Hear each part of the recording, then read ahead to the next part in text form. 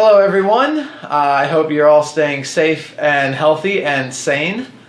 For those of you who don't know me, my name is Carson. I used to teach chess lessons over at the Southern Lehigh Library, and I've gone away to college, but now I'm home just like the rest of you from school because of this ongoing pandemic. So I'm here to try and brighten up everybody's day with a new chess lesson, and I hope to be able to record several chess lessons for all of you kids.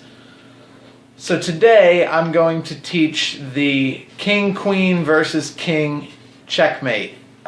So I have a board set up in front of me, as you can see. I've got a white queen, which I'm going to put on E5. If you guys have a board, feel free to follow and teach yourself. I'm going to put that queen on E5, as I said, and I'm going to put the black king on D3, and I'm going to put the white king on D5.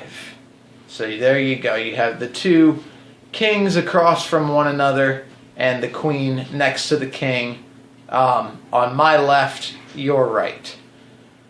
So let's pretend it is black to move here, and I will be playing as black for this demonstration.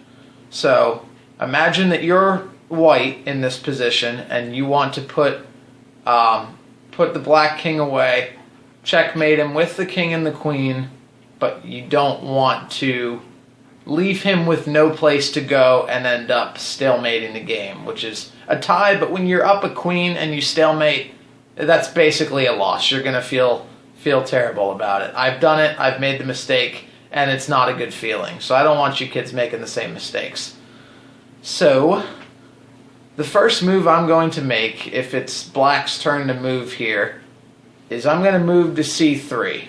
Oh, excuse me, I can't move to C3 because that would be check. So I'm going to actually move to C2. So see, even I make mistakes sometimes. So what's a move you can pause the video or look it over or talk to somebody about it that you would like to make here that kind of traps me?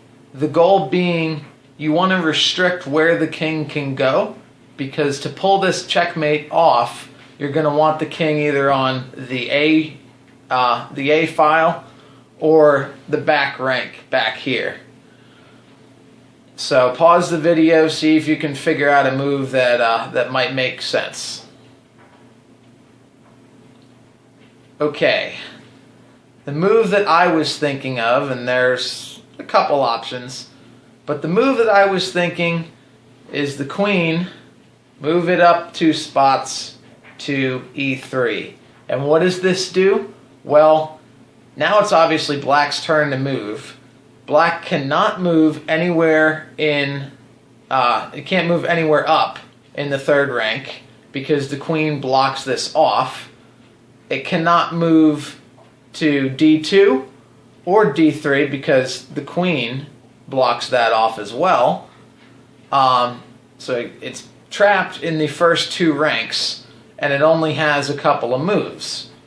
So let's pretend that he wants to go, or I'm going to go, I should say, to B2.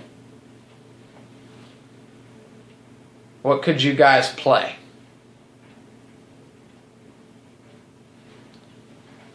Did you think about D3?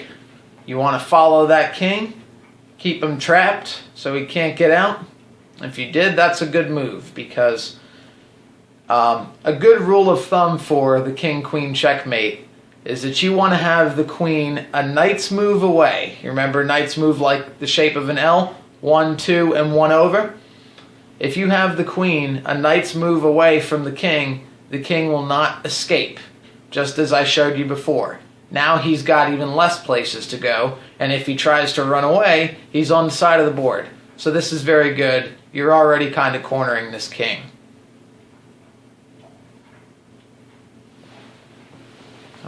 pause the video here.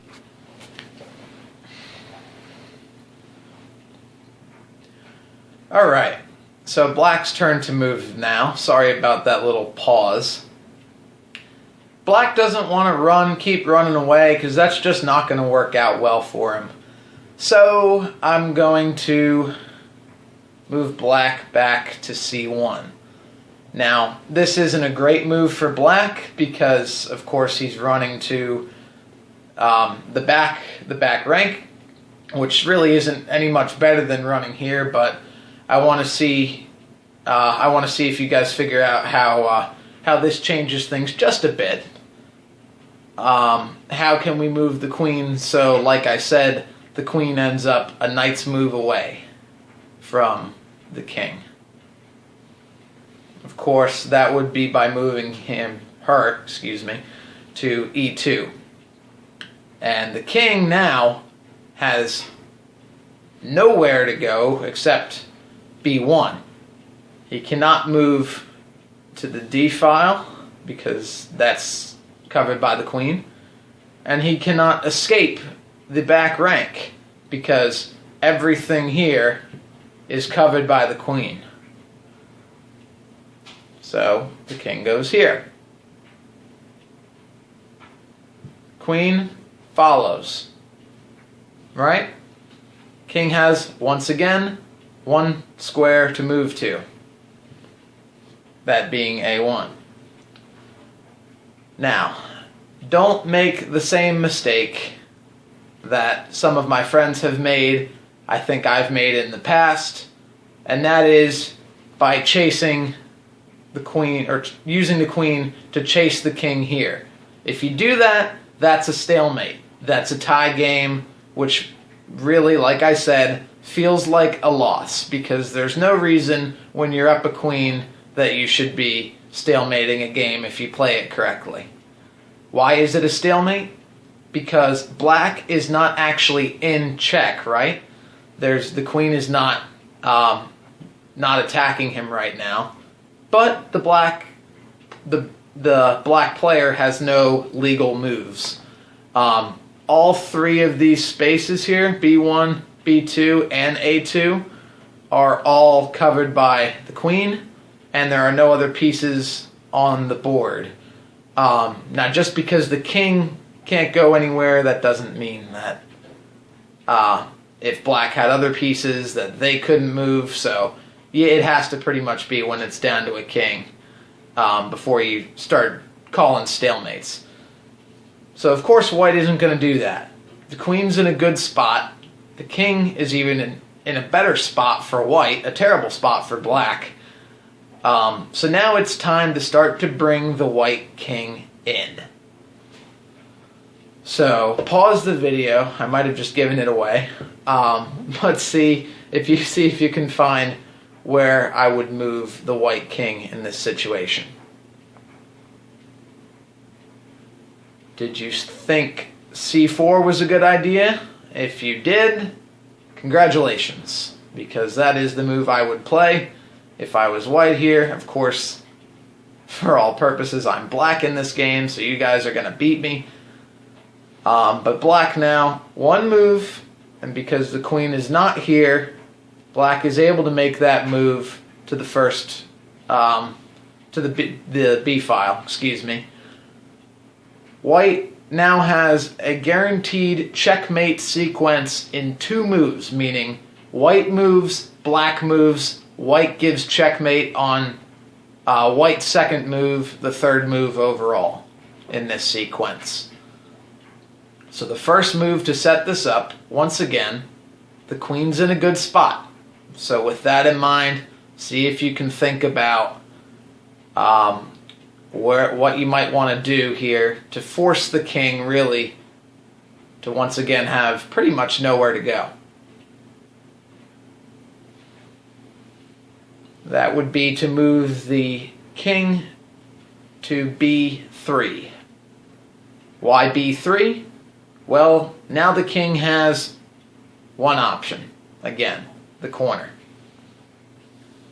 c3 would also work c3 would also work. I just said b3 because you're in closer proximity to the king, so it just kind of looks better. But if you said king to c3 on that move, that works well, just the same. Now, white has several different ways to give checkmate. Of course, we know checkmate, the king is in check, cannot escape check, thus he loses the game. So, there are 2 squares to do it on the second rank, and there are, I believe, 3 squares that will do it on the first rank. So there's actually 5 moves, because if you play this well, there's 5 moves that will give a checkmate. So see if you can find at least one of them. But if not, if you want the challenge, find all 5 moves that'll be checkmate in this position. Number 1 is right here. Number 2 is right here. Of course, in both of these scenarios, the queen is giving check to the king, attacking him directly, being protected by her own king, such that the king cannot take the queen because you can't have 2 kings next to each other. That's against chess rules. The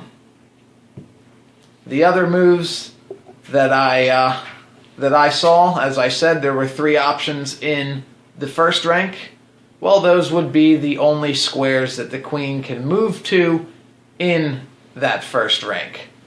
So any of these E1, D1, or C1 would be checkmate because the queen blocks off this entire rank and the king cannot escape to either A2 or B2 because, once again, he would be next to his own, or his opponent's king. So that's all I've got for you guys today. I appreciate anyone who took the time to watch this. Please like it, share it, spread the word. Tell your friends, maybe if they'd be interested in playing chess. I'm happy to keep making these videos, and don't drive your parents too crazy. And I'll give another lesson, another update from me very, very soon. So long.